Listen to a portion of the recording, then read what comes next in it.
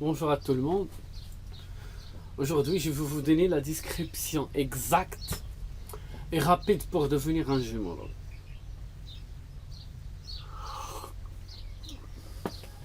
Je sais bien que vous êtes très nombreux dans le monde entier désirant avoir ce métier. Mais tout d'abord, je vais vous donner la preuve que le fait de devenir un bon gémologue ne nécessite pas forcément étudier dans un institut ou dans une école précis. La grande preuve, c'est que les grands gémologues dans le monde entier et les très bons connaisseurs des pierres, ce ne sont pas ceux qui ont étudié les pierres dans les instituts en Europe ou en Amérique, mais ce sont des chercheurs de pierres, des mineurs. Ce sont les meilleurs gémologues. Et quand tu vois un diamant et tu dis ça, un diamant, c'est exact.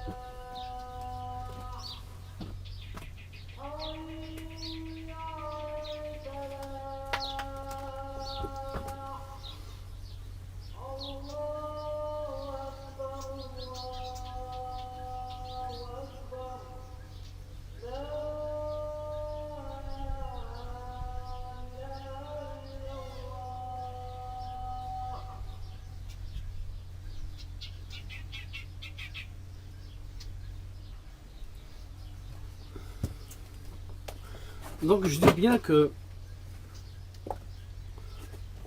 il y a certaines étapes qui sont simples mais qui demandent du temps, parce que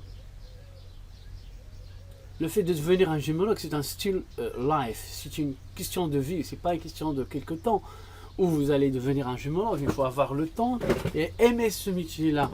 Si vous l'aimez, vous allez vraiment et sûrement réussir à devenir un gémologue.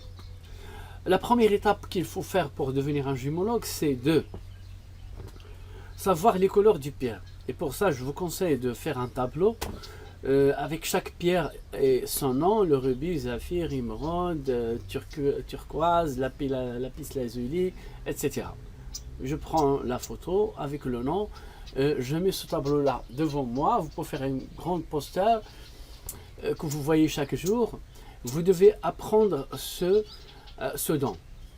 Quand je vois une pierre rouge, je sais que ce soit du rubis ou du spinel ou la carte rouge ou je connais dans ma tête les possibilités que cette pierre peut être. C'est déjà pas mal. Ça, c'est un bon état. Bonne étape. Deuxième étape, il faut acheter le matériel de gémologie. C'est pas compliqué, il ne faut pas avoir peur. Déjà, on a les testeurs, que ce soit le testeur du diamant et ça, je signale que la plupart des gens dans le monde entier l'utilisent pour identifier les pierres. Ça, c'est faux. Le Diamond Selector, c'est uniquement pour les testeurs. C'est un appareil qui mesure la conductivité de la chaleur dans les minéraux, les métaux et le diamant. Le diamant est connu comme un conducteur thermique. Donc on le connaît par cet appareil-là. Par contre, il y a un testeur de diamant qui s'appelle Pisidium Diamond ou Pisidium Gem Tester, comme son nom l'indique, gem qui veut dire une gemme ou pierre précieuse. En notant qu'il y a une différence entre la gemme et pierre précieuse. Ça a développé dans d'autres vidéos, mais là je dis vraiment que cette texture-là, elle est bonne pour identifier, pour faire une petite sélection, une première sélection. C'est un appareil, c'est des appareils qui sont très utiles, surtout avec les pierres naturelles. Parce que dans le monde industriel, on peut créer des pierres qui ont les mêmes caractéristiques physiques ou chimiques ou optiques ou comme vous voulez, qui sont appareils aux pierres précieuses qui ne le sont pas, qui ne sont pas chères, qu'on peut vendre avec des prix très élevés. Donc, après viendra le fractomètre, la mesure de la densité, tout ça. Il faut acheter ces appareils-là, étudier comment on les utilise.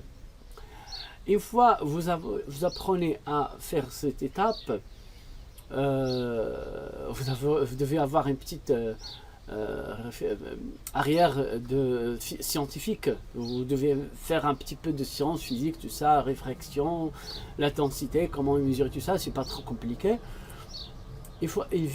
Après, ça vient l'expérience. Ça, c'est le troisième facteur dans les étapes à suivre pour devenir un gémologue.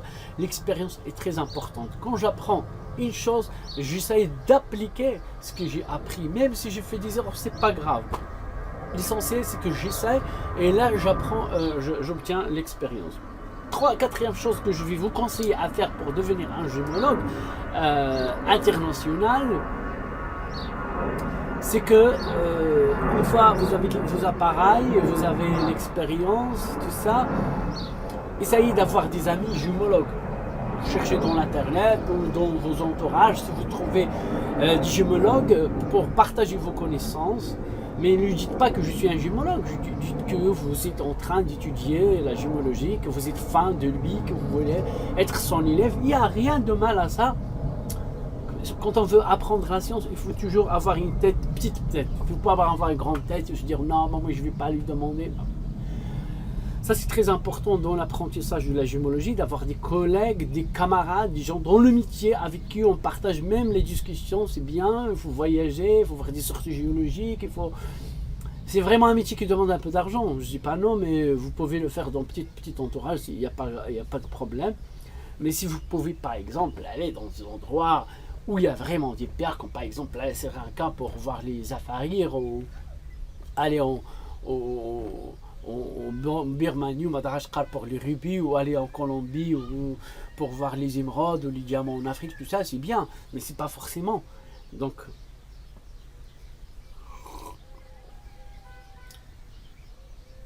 la dernière étape, et ça c'est très important aussi, pour devenir un gémologue, il faut avoir un petit temps, je dis pas un grand temps, même 5 minutes, c'est bien.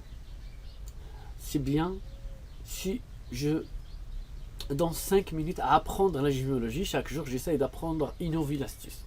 Chaque jour une nouvelle astuce ou une nouvelle technique pour distinguer les pierres vraies du faux, les pierres, comment savoir les pierres précieuses. Et aussi je signale que c'est bien de se spécialiser dans une pierre précise. Si vous êtes fan de toutes les pierres, vous pouvez apprendre toutes les pierres. Mais si vous voulez gagner un peu d'argent, il faut vraiment spécialiser. Donc que ce soit en diamant, ou en émeraude, ou en rubis, ça dépend à ce que vos conditions vous permettront d'avoir ou de commercialiser, etc. Merci pour votre attention. J'espère vous revoir dans une autre vidéo et à bientôt. Merci.